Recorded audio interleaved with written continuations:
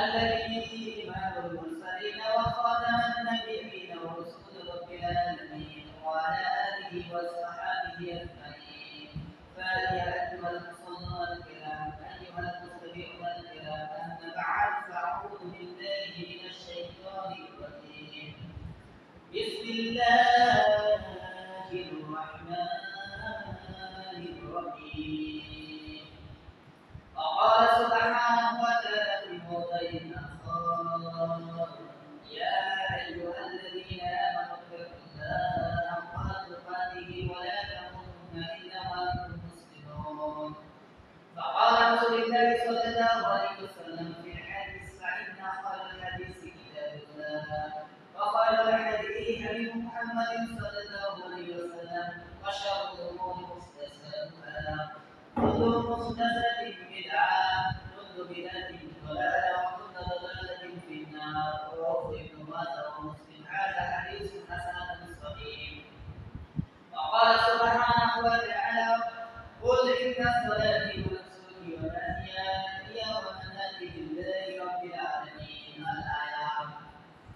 عن ابن عمر رضي الله عنه قال: قال النبي صلى الله عليه وسلم: بني الإسلام على خمس: شهادة لا إله إلا الله، وأشهد أن محمدا عبده ورسوله، وإقام الصلاة، وإيتاء الزكاة، وحج البيت الله، وصوم رمضان. رواه البخاري. وقال سبحانه وتعالى: لئن آمن الله ظهورها ودماؤها ولكن يناله التقوى منكم. عن ابن عمر رضي الله عنه قال: قال رسول الله صلى الله عليه وسلم: ثلاثة قد حرم الله عليه الجنة: مدمن الخمر والأخذ والديوث. رواه المشكاة. وقال سبحانه وتعالى في موضع آخر: ومن الناس من يشتري لحم الحديث ليضل عن سبيل الله بغير علم ويتخذها هزوا، أولئك لهم عذاب مهين। আলহামদুলিল্লাহ, সমস্ত প্রশংসা একমাত্র মহান রব্বুল আলামিনের জন্য, যে মহান রব্বুল আলামিন তার মহাপবিত্র মাসের শেষে ইয়ামুন নাহার তথা কুরবানি প্রাপ্তি আমাদের পৌঁছে দিয়েছেন। সেই মহান রব্বুল আলামিন সহি আকীদাত ও সিফাতকে নিজেদেরকে যাচাই করার সুযোগ করে দিয়েছেন। এই জন্য সেই মহান প্রতিপালকের দরবারে তাই শেখানো ভাষায় সুজুদ আদায় করি সকলে বলে আলহামদুলিল্লাহ। সালাত ও সালাম বর্ষিত হোক সর্বকালের সর্বশ্রেষ্ঠ মহামানব মুহাম্মদ মুস্তাফা আহমদ মুস্তাফা, যাকে অনুসরণ করা ব্যতীত জান্নাতে প্রবেশ করা সম্ভব নয়, যাকে অনুসরণ অনুকরণ করা প্রত্যেকটি মুসলিম উম্মাহর জন্য অত্যাবশ্যকীয়, সেই রাসূল আমিন মুহাম্মদ সাল্লাল্লাহু আলাইহি ওয়াসাল্লাম। আল্লাহুম্মা সাল্লি আলাইহি আল্লাহুম্মা বারিক আলাইহি। শান্তি অবতীর্ণ হোক সর্বকালের সর্বশ্রেষ্ঠ মুশারি, যারা নিজেদের সর্বাত্ম করণে একমাত্র রাসূল সাল্লাল্লাহু আলাইহি ওয়াসাল্লামকে প্রাধান্য দিয়েছিলেন, সেই সাহাবায়ে আজমাইনের উপর। আল্লাহুম্মা আমিন। শান্তি অবতীর্ণ হোক আদম আলাইহিস সালাম থেকে শুরু করে আজ পর্যন্ত যত মুসলিম ধর্মাবলম্বী দুনিয়ার মায়া ত্যাগ করে আমাদের রহিম কবর শাহিদ সেই সমস্ত মুমিন মুমিনাত মুসলিম মুসলিমা ধর্মাবলম্বীর উপর। আল্লাহুম্মা আমিন। সম্মানিত উপস্থিতি, আল্লাহ সুবহানাহু ওয়া তাআলার অশেষ রহমতে আমরা এক বিশেষ দিনে উপস্থিত হয়েছি। এই বিশেষ দিনটা হলো যুলহিজ্জা মাসের প্রথম 10 দিনের নবম দিন, তথা প্রায় কুরবানি প্রান্তে আমরা পৌঁছে গেছি, ঈদুল আযহা প্রান্তে পৌঁছে গেছি। এই ঈদুল আযহা তথা কুরবানির সময় আসলে আমাদের কিছু করণীয়, কিছু দর্শনীয় বিষয় থাকে। এই বিষয় নিয়ে আলোচনা করব ইনশাআল্লাহ আজিজ। গত জুমাতে আমরা দলিল ভিত্তিক কুরবানির মাসালা আলোচনা করেছিলাম। আজকে জুমায় আমরা ঈদুল আযহা শুরু থেকে তার পরবর্তী দিনগুলোতে মধ্যে করণীয় এবং দর্শনীয় বিষয়গুলো তুলে ধরার চেষ্টা করব ইনশাআল্লাহ। আল্লাহ সুবহানাহু ওয়া তাআলা আমাকে কুরআনুল কারীম এবং সহিহ হাদিসের আলোকে কিছু বলার তৌফিক দান করুন। আমিন। আল্লাহ সুবহানাহু ওয়া তাআলা 12টা মাসের মধ্যে সর্বশ্রেষ্ঠ 4টা মাসে সম্মানিত করেছেন, প্রাধান্য দিয়েছেন। তার মধ্যে 4টা মাসের মধ্যে আবার একটা মাসের সবচেয়ে বেশি গুরুত্বপূর্ণ, বেশি ফজিলতের, সেই মাসটা হলো যুলহিজ্জাহ মাস। যেই মাসে আমরা অবস্থান করছি, এই যুলহিজ্জাহ তথা জিলহজ মাসের মধ্যে আবার 10টা দিনকে আল্লাহ সবথেকে বেশি সম্মানিত করেছেন। হারাম মাস হারাম করেছেন এই 10টা দিনকে, আর সেটা হলো প্রথম জিলহজ থেকে দশম জিলহজ পর্যন্ত। এই প্রথম জিলহজ থেকে দশম জিলহজ পর্যন্ত আমাদের অনেক করণীয় বিষয় আছে। যারা কুরবানি করবেন তাদের করণীয় আছে, যারা হজ করতে গেছে হাজীগণদের করণীয় বিষয় ছিল, আলহামদুলিল্লাহ তারা সম্পন্ন করেছে। তো আমাদের যে করণীয়, মুকিম অবস্থায় আমরা যারা কুরবানি করব আমাদের কি করণীয়? সর্বপ্রথম আমাদের করণীয় হলো আমরা বেশি বেশি তাকবীর তাহলিল তাহমিদ পাঠ করব। জিলহজ মাসের প্রথম দিন থেকে দশম দিন পর্যন্ত এটা হলো আপনার তাকবীর আম বলা হয়। আপনি চলতে ফিরতে উঠতে বসতে যে কোনো জায়গায় তাকবীর পাঠ করবেন। আল্লাহু আকবার, আল্লাহু আকবার, আল্লাহু আকবার, লা ইলাহা ইল্লাল্লাহ, আল্লাহু আকবার, আল্লাহু আকবার, ওয়ালিল্লাহিল হামদ, আল্লাহু আকবার কাবীরা, আলহামদুলিল্লাহি সাগীরা, ওয়া সুবহানাল্লাহি বুকরাতাও ওয়া আসীলা। আপনি তাকবীর পাঠ করতে থাকবেন, বেশি বেশি তাকবীর আল্লাহর মাহাত্ম্য প্রকাশ করবেন।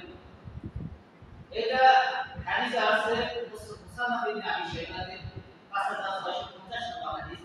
ইমাম বুখারী রাহিমাহুল্লাহ তাআলা মুসান্নাফ কিতাবে উল্লেখ করেছেন। তো বেশি বেশি আমরা তাকবীর পাঠ করব। আর এই তাকবীরের দিনগুলোর মধ্যে আবার আল্লাহ সুবহানাহু ওয়া তাআলা তিনটি দিনকে বেশি গুরুত্ব, আরো বেশি গুরুত্ব দিয়েছেন। সেটা হলো আইয়ামে তাশরিকের তাকবীর। সেটা কোনটা? সেটা হলো জিলহজ মাসের 9 তারিখ থেকে ফজর থেকে আপনার জিলহজ মাসের 13 তারিখ পর্যন্ত বা আসর পর্যন্ত। এটা হলো আইয়ামে তাশরিক। এই সময়টাতে আপনি বেশি বেশি তাকবীর পাঠ করবেন, আল্লাহর মাহাত্ম্য প্রকাশ করবেন। দেখুন, ফরজ হজ করার হুকুম কি দিবেন আপনি? ফরজ, ওয়াজিব, সুন্নাহ, নফল কোনটা? কুরবানি করার হুকুম কি দিবেন আপনি? ফরজ, ওয়াজিব, সুন্নাহ, নফল, মুস্তাহাব কোনটা দিবেন হুকুম? সবচেয়ে বড় হুকুম হলো এটা। এটা হলো শায়রুল্লাহ, আল্লাহ শায়, আল্লাহর মাহাত্ম্য, আল্লাহর বরত্ব, আল্লাহর চিহ্ন, মুসলমানদের চিহ্ন। শায়রুল মুসলিমিন, মুসলমানদের চিহ্ন এটা, যে মুসলমানরা ইয়াম নাহারের সময় কুরবানি করবে।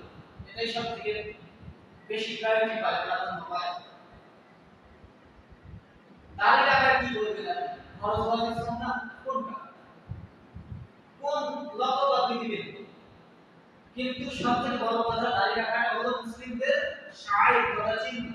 আপনি দাড়ি রাখবেন, আপনার প্রমাণিত হবে যে আপনি মুসলিম। সালাত আদায় করা যেমন ফরজ তেমন মুসলমানদের চিহ্ন। তো এই কুরবানির সময়, যেমন নাহারের সময়, তো বেশি বেশি তাকবীর পাঠ করব আমরা, যেমন আমরা কিন্তু ওয়ার থেকে পেয়েছি মুসান্নাফ ইবনে আবি শাইবা 5650 নম্বর হাদিস। আমাদের জন্য ইসলামে 5টা রুকন রয়েছে, স্তম্ভ রয়েছে। সহিহ বুখারী 8 নম্বর হাদিস, সহিহ মুসলিম 16 নম্বর হাদিস। এছাড়া সুনান তিরমিজি 26 নম্বর হাদিস। ইবনে ওমর রাদিয়াল্লাহু আনহু বলেন, রাসূল সাল্লাল্লাহু আলাইহি ওয়াসাল্লাম বলেছেন, বুনি আল ইসলাম আলা খামসিন।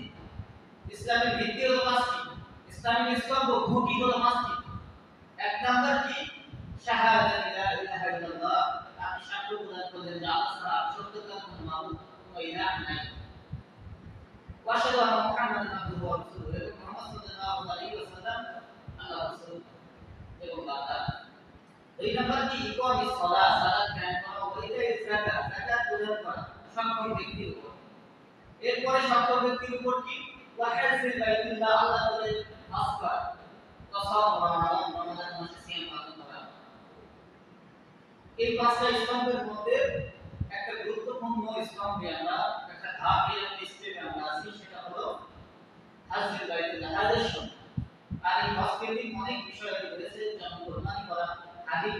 জিহাদ করবেন ইত্যাদি ইত্যাদি। তো এই 10 দিনের মধ্যে একটা গুরুত্বপূর্ণ সময় ছিল যেটা আমরা গতকালকে সিয়াম ছিলাম, সিয়াম রাখা হলো রোজা রাখা। আল্লাহ রাসূল সাল্লাল্লাহু আলাইহি ওয়াসাল্লাম বলেন কোন ব্যক্তি যদি আরাফার দিবসে সিয়াম রাখে তাহলে তার এক বছর সামনে এক বছর পিছনে গুনাহ আল্লাহ সুবহানাহু ওয়া তাআলা মাফ করে দেন। তাহলে কত বড় ফজিলত! সিয়ামটা কিন্তু নফল কিন্তু ফজিলত অনেক বড়। তো এই আরাফার যে সিয়ামের বিষয়টা রয়েছে এই বিষয়টা নিয়ে আমাদের মধ্যে ইখতিলাফ হয়েছে।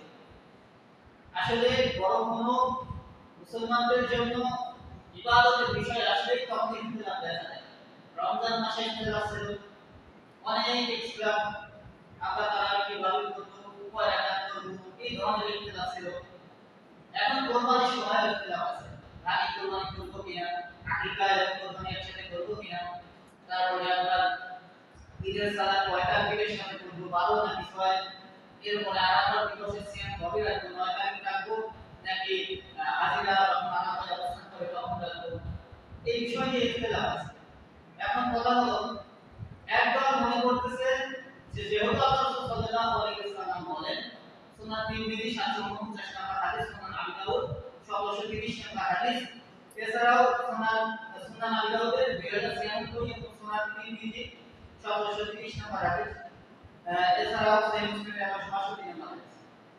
তো আল্লাহ রাসূল সাল্লাল্লাহু আলাইহি ওয়াসাল্লাম যেহেতু বলেছেন আরাফা সিয়াম রাখতে, সেহেতু একদল মনে করে যে আমরা আরাফার দিন তথা হাজিরা যখন আরাফায় অবস্থান করবে তখন আমরা সিয়াম রাখবো। সেই আরেকজন মনে করে যে যেহেতু হাজিরা 8 তারিখে অথবা 10 তারিখে যদি আরাফায় যায় ওই দিন সিয়াম রাখলে হবে না, 9 তারিখে হাজিরা অবস্থান করবে, 9 তারিখে সিয়াম রাখতে হবে।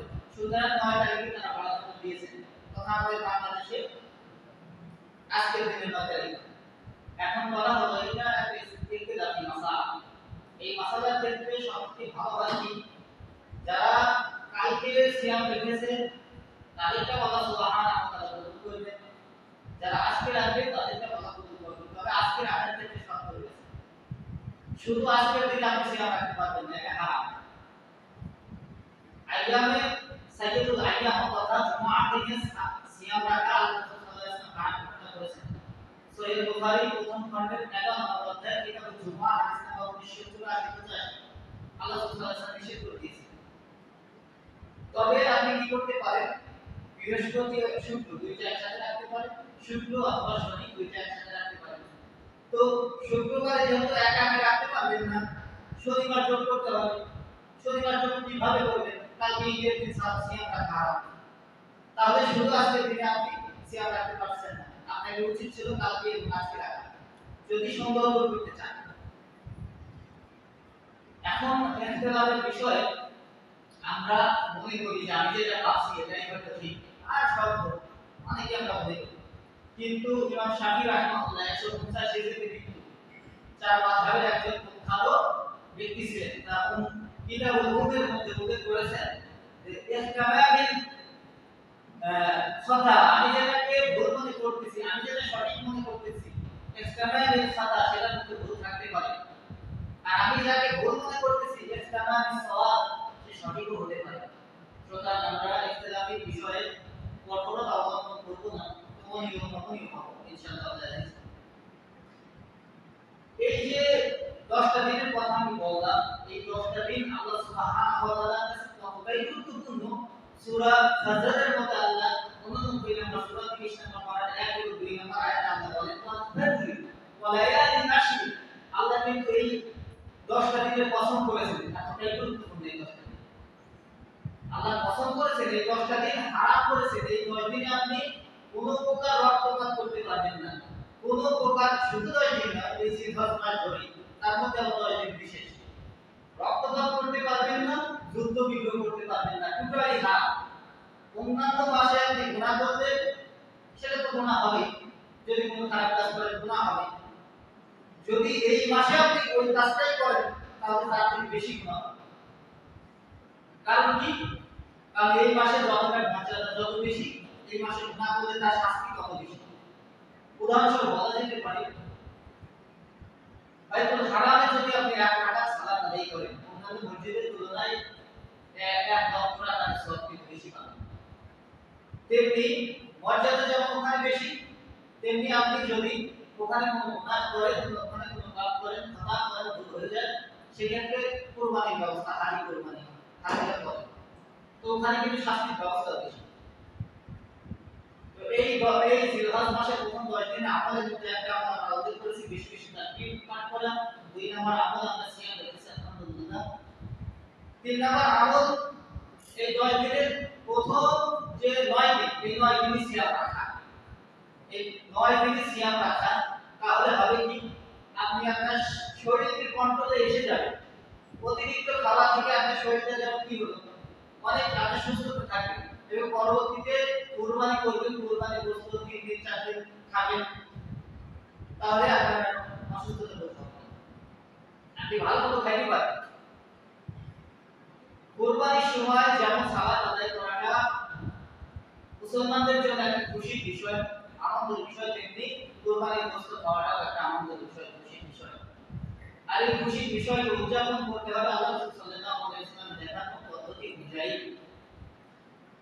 এই দিনে আমরা আরেকটা কাজ করব, সেটা হলো আমরা যখন ঈদের সালাতের জন্য বের হব তখন ভালো পোশাক, নতুন পোশাক পরার চেষ্টা করব। নতুন পোশাক পরাটা জরুরি নয়, পোশাক পরিষ্কার পরিচ্ছন্ন ভালো পোশাক আপনার সাথে নতুন পোশাক পরাটাই জরুরি। সুগন্ধি ব্যবহার করব, রাস্তার এক পাশ দিয়ে যাব, অন্য পাশ দিয়ে আসার চেষ্টা করব। আর যদি বিকল্প রাস্তা থাকে এক রাস্তা দিয়ে যাব, অন্য রাস্তা দিয়ে চলে যাব। এটা সুন্নাহ, আল্লাহ রাসূল আমলটা করতেন, সাহাবীরা করতেন। আরেকটা আমল সেটা হলো ঈদুল ফিতরের সময় আল্লাহ রাসূল সাল্লাল্লাহু আলাইহি ওয়াসাল্লাম খেজুর খেয়ে যেতেন, কিছু খেয়ে যেতেন বেজোর সংখ্যক। আর ঈদুল আযহার সময় আল্লাহ রাসূল সাল্লাল্লাহু আলাইহি ওয়াসাল্লাম না খেয়ে যেতেন এবং কুরবানি করতেন। কুরবানির পরে কুরবানির গোশত রান্না করার পর মিশিয়ে দিতেন, সাহাবীরা খেতেন। ওইটা দিয়ে উনি ঈদের দিনে কি করতেন, ওই যে না খেয়ে আছেন ওইটা উনি ইফতার করতেন। এটা রোজার ইফতার বলবো না, এটা ঈদের দিনের খুশি ইফতার করতেন। যদি সম্ভব হয় এমনটা করবেন, আর যদি এমনটা না হয় রোজা বেশি লেগে যায় তাহলে খেতে পারেন, সমস্যা নেই। তো সুন্নাহ হলো কিছু না খেয়ে যাওয়া। ঈদের দিনে আরেকটা কাজ আমরা করব, সেটা হলো খোলা ময়দানে, খোলা মাঠে সালাত আদায় করার চেষ্টা করব। আল্লাহ সাল্লাল্লাহু আলাইহি ওয়াসাল্লাম বলেন সহিহ বুখারী কিতাবুল বিদাঈ 2 অধ্যায়ের মধ্যে যে ঈদের সালাত খোলা মাঠে হওয়াটা জরুরি।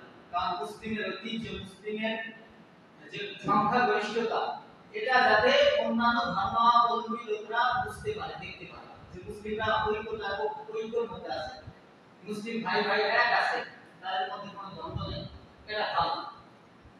যেমন আল্লাহ সুবহানাহু ওয়া তাআলা সূরা আল ইমরানের মধ্যে বলেন 3 নম্বর সূরা 3 নম্বর পারা 103 নম্বর আয়াতে প্রথম অংশে ওয়াতাসিমু বিহাবিল্লাহি জামিআ, তোমরা আল্লাহর রজ্জুকে শক্ত করে ধরো, ওয়ালা তাফাররাকু, এবং একে অন্য বিচ্ছিন্ন হয়ে যেও না। মুসলিম ভাই এক থাকুন, ঐক্যের মধ্যে থাকুন।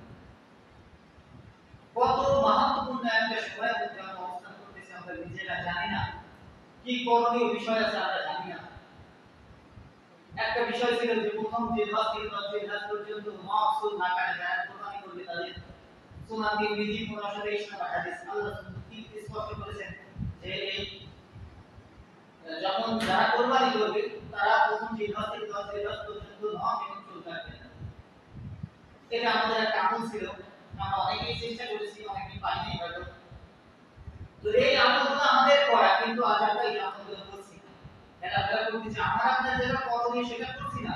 আমরা শুধু দৌড়াদৌড়ি করতেছি কুরবানি পশু কেনার জন্য, শুধু পশু কেনার জন্য আমাদের ব্যস্ততা, আর কোনো ব্যস্ততাই আমাদের নেই। সম্মানিত উপস্থিতি, কুরবানির পশু কেনার আগে আপনি আপনার ঋণদাতা, আপনি আপনার পাওনাদারদেরকে খোঁজ করেন, আপনি খুঁজে খুঁজে আপনার পাওনাদারদের দেনা শোধ করেন, এটা একটা দায়িত্ব। কুরবানি করাটা ফরজ ওয়াজিব কিছু না, কুরবানি করাটা সুন্নাহ। ইব্রাহিম আলাইহিস সালামের প্রচলিত সুন্নাহ, পরবর্তীতে সুন্নাহ, পরবর্তীতে আমাদের রাসূল করেছেন, আমরা করি না, করতে গুনাহ হবে না। কিন্তু আপনি যদি পাওনাদারের দেনাটা শোধ না করেন তাহলে আল্লাহ চাইলে আপনি মাফ করতে পারবেন। এখন কুরবানির সময় ঈদুল আজহার সময় আমরা যে কাজগুলো করব না, বর্জনীয় যে বিষয়গুলো থাকবে, সেটা হলো আমরা গান বাজনার সাথে শামিল হব না। ঈদুল আজহাটা মুসলমানদের জন্য খুশির দিন। যেমনটা রাসূল সাল্লাল্লাহু আলাইহি ওয়াসাল্লাম বলেন, সহিহ বুখারী ঈদের 2 অধ্যায়ের মধ্যে আছে হাদিসটি, যে মুসলমানদের জন্য দুইটা খুশির দিন রয়েছে। আরেকটা হাদিস আছে মুসান্নাদ ইবনে আবি শাইবা, মুসনাদুল মাসাদি, মুসনাদুল মাওসিলি, মুসনাদুল হুমায়দের মধ্যে আছে আর তারা মধ্যে করতেন, যেখানে বলা হয়েছে মুসলমানদের জন্য তিনটি খুশির দিন। দুইটা হলো বাৎসরিক আর একটা হলো সাপ্তাহিক। যেমন আজকের সাইয়্যিদুল আইয়াম, অত্যন্ত খুশির দিন, সাপ্তাহিক ঈদের দিন। তো এই ঈদের দিন আল্লাহ সুবহানাহু ওয়া তাআলা আমাদেরকে দিয়েছেন, আমরা খুশি উদযাপন করব। অবশ্যই আমরা খুশি উদযাপন করব, আর সেটা রাসূল সাল্লাল্লাহু আলাইহি ওয়াসাল্লামের পদ্ধতি অনুযায়ী। গান বাজনা করাটা হারাম। যুলহজ মাসে আপনি যদি গান বাজনা করেন, অনেক ভাইরা আছে যারা বক্স ভাড়া করে গাড়িতে বাজায়, খুশি উদযাপন করে, এরকম এটা করবেন না। এটা সম্পূর্ণ হারাম। এই মাসে করাটা হারাম, এবং এই যুলহজ মাসে যদি আপনি করেন, আরো কত বেশি শাস্তি হবে তা বলার অপেক্ষা রাখেন। আল্লাহ সুবহানাহু ওয়া তাআলা সূরা লুকমানের মধ্যে বলেন, 21 নম্বর সূরা 21 নম্বর পারা 6 নম্বর আয়াতে, ওয়া মিনান নাসি মান ইয়াশতারি লাহওয়াল হাদিসি লিইউদিল্লাহ আন সাবিলিল্লাহি বিগাইরি ইলম। মানুষের মধ্যে এমন কতগুলো লোক আছে যারা নিজেদের মনোতাত্ত্ব চরিতার্থ করার জন্য, মনের আবেগ চরিতার্থ করার জন্য তারা অসাধু পন্থা অবলম্বন করে গান বাজনা শরণাপন্ন হয়। পরবর্তী সময় আল্লাহ সুবহানাহু ওয়া তাআলা বললেন, ওয়া ইয়াত্তাজিজাহা বুলুগা উলাইকা লাহুম আযাবুন মুহিন। তাদের জন্য কিয়ামত দিবসে রয়েছে কঠিন শাস্তি, অবমাননাকর শাস্তি। মানুষের গাড়ে তারা নিয়ে গিয়ে শাস্তি দেবে আল্লাহ। তো গান বাজনা থেকে বিরত থাকবেন। সহিহ বুখারী 5590 নম্বর হাদিসে রাসূল সাল্লাল্লাহু আলাইহি ওয়াসাল্লাম বলেন, ইয়াকুনু ফি আখিরিল জামানি, শেষ জামানায় আমার উম্মতেরা তারা কি করবে? হালালুল খামর, নিশাদার দ্রব্যকে হালাল মনে করবে, রেশমি কাপড়কে হালাল মনে করবে, এবং গান বাজনাকে হালাল মনে করবে। অথচ এগুলো সম্পূর্ণই হারাম। তো এগুলো থেকে আমরা বিরত থাকব। আরেকটা বিষয় সেটা হলো, বেশিরভাগ মানুষ আমরা কুরবানি করার জন্য এতটাই ব্যস্ত, এতটাই গুরুত্ব দিয়ে দিচ্ছি যে সালাতের ব্যাপারে আমাদের কোনো গুরুত্ব নেই। সালাতকে আপনার জীবনে সবচেয়ে বেশি গুরুত্ব দিতে হবে। আমি এর আগেও আলোচনা করেছি, মাঝে মাঝে আমি সালাতের বিষয়ে বলি, কারণ যতক্ষণ আপনি সালাত আদায় করবেন ততক্ষণ মুসলিম, যতক্ষণ সালাত আদায় করবেন না ছেড়ে দেবেন কাফের হয়ে যাবেন। আল্লাহ রাসূল সাল্লাল্লাহু আলাইহি ওয়াসাল্লাম বলেন, সুনান আন-নাসাই 463 নম্বর হাদিস, কিতাবুস সালাত, ইন্নাল আহদা আল্লাযী বাইনানা ওয়া বাইনাহুম আস-সালাত ফামান সালাতা মান তারাকা সালাত ফাকাদ কাফার। কোন ব্যক্তি যদি সালাত পরিত্যাগ করে সকালে, তাহলে সে কাফেরের অন্তর্ভুক্ত হয়ে যাবে। তো আমরা সালাত পরিত্যাগ করব না, সালাত আদায় করব। সালাত আদায় শেষে আমরা কি করব? কুরবানি করব। আর আল্লাহ রাসূল সাল্লাল্লাহু আলাইহি ওয়াসাল্লাম বলেন, যেমনটা আল্লাহ বলেছেন সূরা আল কাউসারের মধ্যে, ইন্না আতাইনাকা আল-কাউসার ফাসাল্লি লিরাব্বিকা ওয়ানহার। সর্বপ্রথম আমরা সালাত আদায় করব। আমরা সর্বপ্রথম ঈদের দিনে সালাত আদায় করব। সালাত আদায় করার পরে আমরা কুরবানি করব।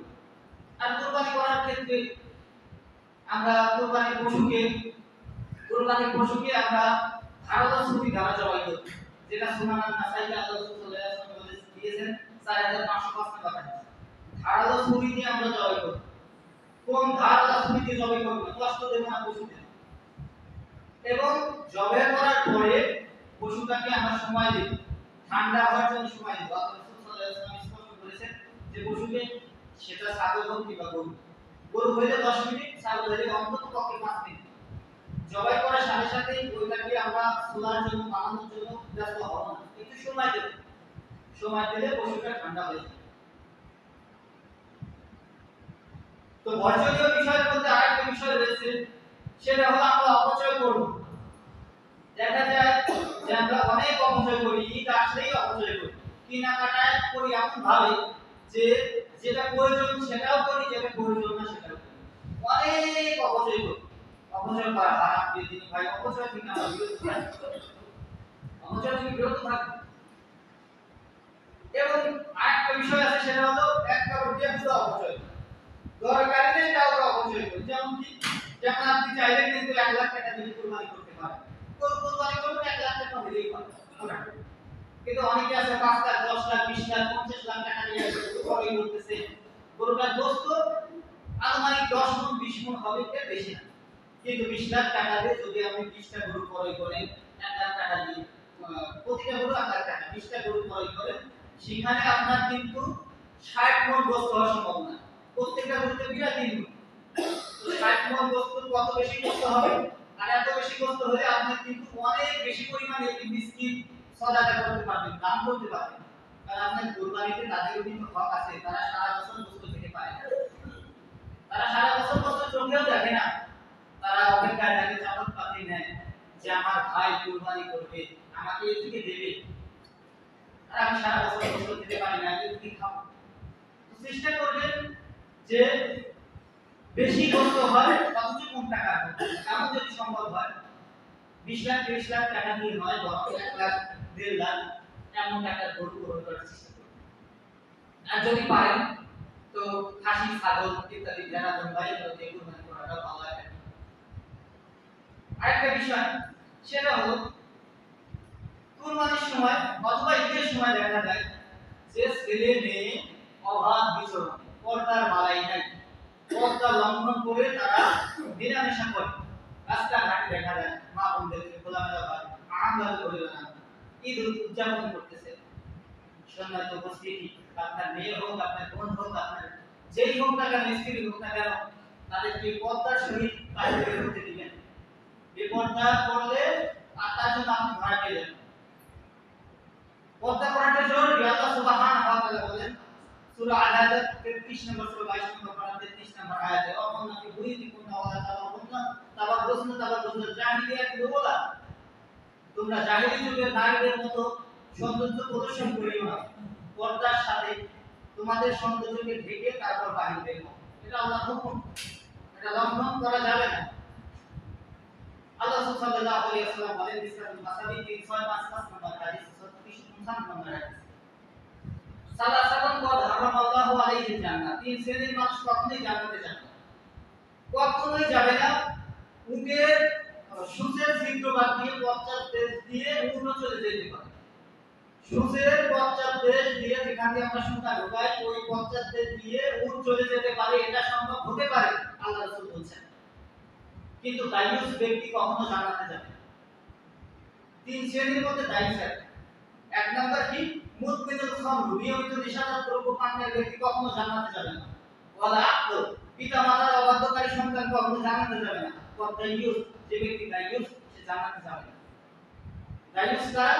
দায়ুস হলো ওই বাবা, যে বাবা নিজে সালাত আদায় করে, নিজে কুরবানি করে, নিজে সিয়াম রাখে, নিজে হজ করেছে, মাশাআল্লাহ নিজে হাজী, কিন্তু তার সন্তান সালাত আদায় করে না। সে দেখতেছে আমার সন্তান সালাত আদায় করার উপযুক্ত, তারপরে সে বলে না, ওই হাজী ওই নামাজি ব্যক্তির কোনো উপকার হবে না, ওই ব্যক্তিকে জাহান্নামে যেতে হবে। দায়ুস ওই ভাই, যে ভাই আন্ডারে দায়িত্বে রয়েছে তার বোন, তার বোন বিপদে ঘোরাফেরা করে, ওই ভাই জাহান্নামে যায়। দায়ুস ওই স্বামী, যে স্বামী নিজে পরহেজগার কিন্তু তার স্ত্রী বেপরদায় বাজার খোলামেলা ভাবে চলাফেরা করে, কিন্তু সে কিছু বলে না, আর বললেও তাকে বলে তুমি চুপ করো, তুমি বেশি বোঝো, সব স্বামীকে মানে চুপ করাই দেয়। তো এই স্বামী দায়ুস, তার চিন্তা করেন এই 4 শ্রেণীর ব্যক্তি দায়ুস, এই দায়ুসের জান্নাতে যাওয়ার সম্ভাবনা নাই বলতেই চলে। কারণ আপনি দায়িত্বশীল, আপনাকে আপনার স্ত্রী সন্তান আপনার পুত্রকে সালাতের জন্য, পর্দার জন্য আপনি তাদেরকে বলবেন, 7 বছর পর্যন্ত তাদেরকে বলবেন, 7 বছর অবাধ হয়ে গেলে 10 বছরের সময় আপনাকে বেত্রাঘাত করতে হবে, প্রহার করতে হবে। আল্লাহ সুবহানাহু ওয়া তাআলা আমাদের বুঝার মতো তৌফিক দান করুন। দেখুন আরেকটা বিষয় যেটা আমরা প্রায় ছেড়েই দিয়েছি, সেই বিষয়টা হলো দানের ব্যাপারে আমরা উঠি, আমরা দান করতেই চাই। দানের ব্যাপারে এতটাই আমরা কৃপণ যে আমরা মনে করি আমাদের পকেট থেকে যদি 10 টাকা চলে যায় তাহলে এটা মনে হয় কি হয়ে গেল, আমাদের থেকে এটা চলে গেল, এটা মনে হয় আমাদের ক্ষতি হয়ে গেল, এমনটা নয়।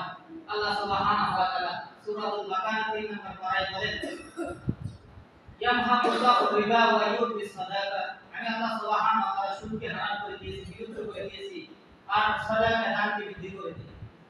আপনাদের কাছে মনে হবে দান করছেন, টাকা পকেট থেকে চলে যাচ্ছে, কিন্তু আল্লাহ সুবহানাহু ওয়া তাআলা ওইটাকে তাদের বেশি বড় করে দিবেন।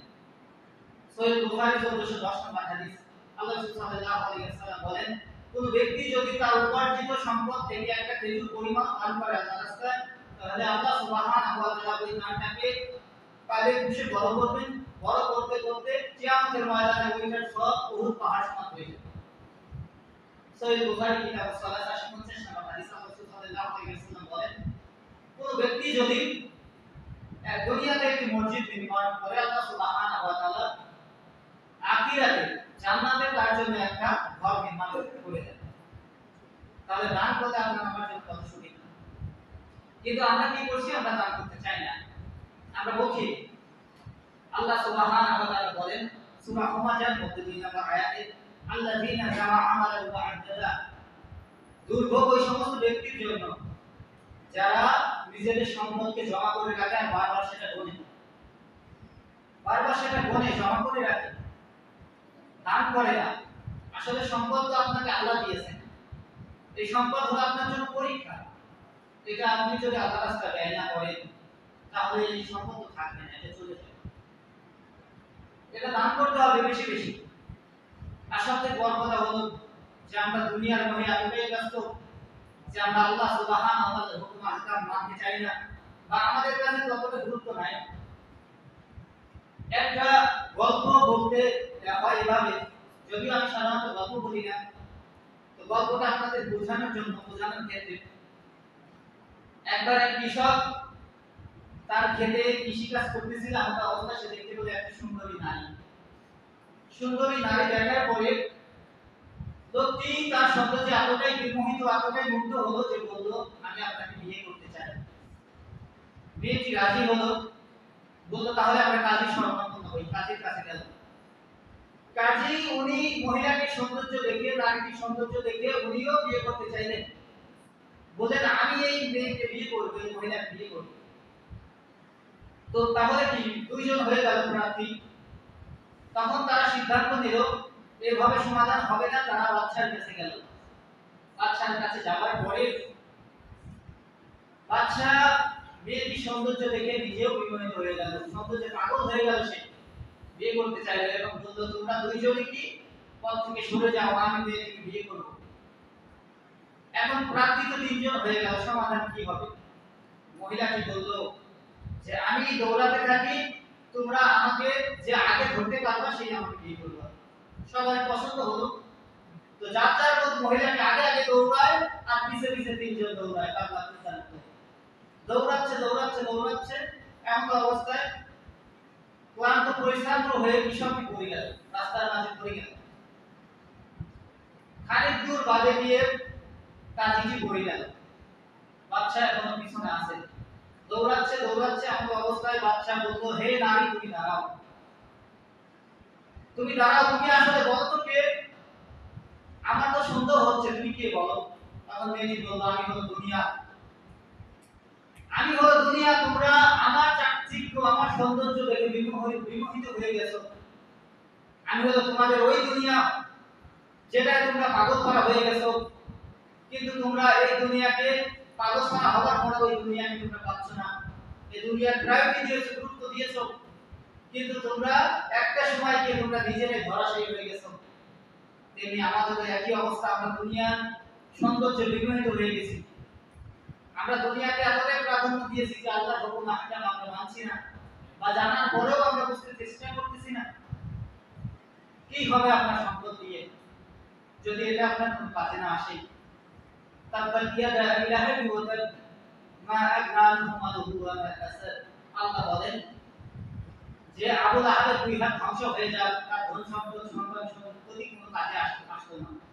তেমনটা যদি আমাদের হয় তাহলে কতই পরিতাপের বিষয়। আপনি আপনার ধন সম্পদ থেকে বেশি বেশি ব্যয় করবেন, বেশি বেশি দান করবেন। সূরাতুল বাকারা 3 নম্বর পারা 261 থেকে 71 পর্যন্ত আল্লাহ স্পষ্টভাবে দানের ব্যাপারে বলেছেন। এতটাই গুরুত্ব দিয়েছেন দানের ব্যাপারে। দান হলো আল্লাহ রাসূল সাল্লাল্লাহু আলাইহি ওয়াসাল্লাম বলেন আল সাদাকাতুল বুরহান, দান হলো আপনার জন্য দলিল। আপনি কবরে দানের মাধ্যমেই শুধুমাত্র আপনার আযাব লাঘব হতে পারে। আল্লাহ সুবহানাহু ওয়া তাআলা আপনার উপর রুষ্ট আছেন, রাগান্বিত আছেন, কোন বড় ধরনের পাপ আপনি করছেন, আল্লাহ আপনার উপর রাগান্বিত, আপনি বেশি বেশি দান করেন, আল্লাহ রুষ্টতা আপনার উপর থেকে চলে যাবে। দান এতটাই গুরুত্বপূর্ণ। সম্মানিত উপস্থিতি, দান করবেন বেশি বেশি, যতটুকু সম্ভব হয়। এটা আপনার ইহকালের জন্য ভালো হবে, আপনার পরকালের জন্য শান্তি আসবে। তো এই হলো বিষয়।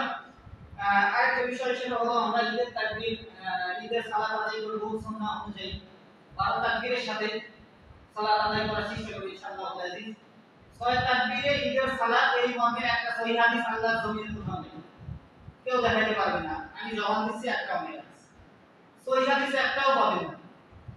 আল্লাহ রাসূল সাল্লাল্লাহু আলাইহি ওয়াসাল্লাম সারিয়া সারা জীবন 12 তাকবীর, প্রথম তাকবীরে 5 এবং প্রথম তাকবীরে 7, দ্বিতীয় তাকবীরে 5 সালাত আদায় করেছেন। সুনান আবি দাউদ মাকতুবাতুস সুবহান কাছে যে উস্তাদ রয়েছে 152 পৃষ্ঠা 253 নম্বর বাবে বাবু তাকবীর ফিল ইদাই, ঈদের তাকবীর সালাহ 150 সেখানে নম্বর হাদিস। حدثنا قتيبة حدثنا ابن يحيى عن قبيل عن ابن شهاب وقال عن عائشة أن رسول الله صلى الله عليه وسلم كان تكبير في الفجر والأضحى أضحى في الأولى 7 تكبير عادي وصناعة الخمسة। الله صلى الله عليه وسلم প্রথম রাকাতে 7 তাকবীর এবং দ্বিতীয় রাকাতে 5 তাকবীর, 7 তাকবীর, খামসান 5 তাকবীর, টোটাল 12 তাকবীর, অতিরিক্ত 12 তাকবীর। সেটা হলো আপনি প্রথম তাকবীর যখন দিবেন তাকবীরে ওলা আল্লাহু আকবার, আল্লাহু আকবার হাত বাঁধলেন, এরপরে আপনি কি করবেন, আপনি সানা করবেন, সানা করার পরে এরপরে আবার আপনি ইয়া করবেন, পরপর অতিরিক্ত 7টা তাকবীর, অতিরিক্ত 7টা তাকবীর দেওয়ার পরে তখন কিরাত পাঠ করবেন। কিরাত পাঠ করার পরে দেখা গেছে এরপরে দ্বিতীয় রাকাতে চলে গেলেন, দ্বিতীয় রাকাত থেকে উঠার পরে আবার অতিরিক্ত তাকবীর দিবেন, অতিরিক্ত 5টা তাকবীর পরে স্বাভাবিকভাবে ওই বাকি সূরা কিরাত নিয়ে আসবেন। এটা হলো টোটালি আল্লাহ সাল্লাল্লাহু আলাইহি ওয়াসাল্লামের সুন্নাত। তো আমাদের এখানে এই মসজিদে ঈদের সালাত অনুষ্ঠিত হবে, মিলাদের সালাত অনুষ্ঠিত হবে ইনশাআল্লাহ। তো এখন কয়টায় জামাত করলে ভালো হয় আপনারা একটা ইয়া দিবেন, আপনাদের মধ্যে থেকে রায় দিবেন সালাতের শেষে। আমরা আশা করব যে একটা আপনারা আওয়াজ আপনি সালাত আদায় করার চেষ্টা করব, সেটা 7টার মধ্যে হলে ভালো হয় ইনশাআল্লাহ। তো আপনারা মতামত দিবেন আপনাদের। তো যে বিষয়টা বলতেছিলাম যে আল্লাহ সুবহানাহু ওয়া তাআলা আমাদেরকে এই যে ঈদুল আযহার সময় করণীয় এবং দর্শনীয় বিষয়গুলো যেটা আলোচনা করলাম, এই বিষয়গুলো আমাদেরকে মাথায় রেখে এগুলো মোতাবেক কাজ করতে হবে। সুবহানাল্লাহি ওয়া বিহামদিহি আশহাদু আল্লা ইলাহা ইল্লা আনতা আস্তাগফিরুকা ওয়া আতুবু ইলাইক।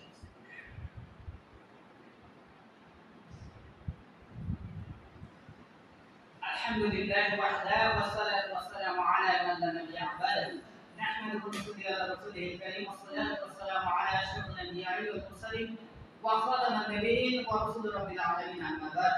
وقال سبحانه وتعالى إن الله وملائكته يصلون على النبي يا أيها الذين آمنوا صلوا عليه وسلموا تسليما. اللهم صل على محمد وعلى آل محمد كما صليت على إبراهيم وعلى آل إبراهيم إنك حميد مجيد. اللهم بارك على محمد وعلى آل محمد كما باركت على إبراهيم وعلى آل إبراهيم إنك حميد مجيد. اللهم أعز الإسلام والمسلمين، خصوصا منهم الخلفاء الراشدون أبو بكر وعمر وعثمان وعلي رضوان الله تعالى عليهم أجمعين، وعن التابعين وتبعهم بإحسان إلى يوم الدين. اللهم اغفر لنا وارحمنا وأنت خير الراحمين. اللهم اعز الاسلام والمسلمين. اللهم اني اعوذ بك من الشرك والنفاق وسوء الاخلاق. اللهم اعني على ذكرك وشكرك وحسن عبادتك. اللهم اعني على ذكرك وشكرك وحسن عبادتك. يا الله سبحانه وتعالى আমাদের সালাত, আমাদের কুরবানি আপনি কবুল মঞ্জুর করে দিন। ইয়া আল্লাহ সুবহানাহু ওয়া তাআলা আমাদেরকে শিরকের মতো ভয়াবহ গুনাহ থেকে হেফাজত করুন। ইয়া আল্লাহ সুবহানাহু ওয়া তাআলা আমাদেরকে 5 ওয়াক্ত নামাজ আদায়কারীদের অন্তর্ভুক্ত করে দিন। হে আল্লাহ সুবহানাহু ওয়া তাআলা আমাদের মধ্যে যারা ঋণগ্রস্ত তাদের ঋণকে আপনি দ্রুত মওকুফ করার মতো তৌফিক দান করে দিন। হে আল্লাহ সুবহানাহু ওয়া তাআলা আমাদের মধ্যে যারা অসুস্থ তাদেরকে শেফায়ে আজেলা দান করুন। ربنا آتنا في الدنيا حسنة وفي الآخرة حسنة وقنا عذاب النار. ربنا هب لنا من أزواجنا وذرياتنا قرة أعين واجعلنا للمتقين إماما. سبحانك اللهم وبحمدك أشهد أن لا إله إلا أنت أستغفرك وأتوب إليك.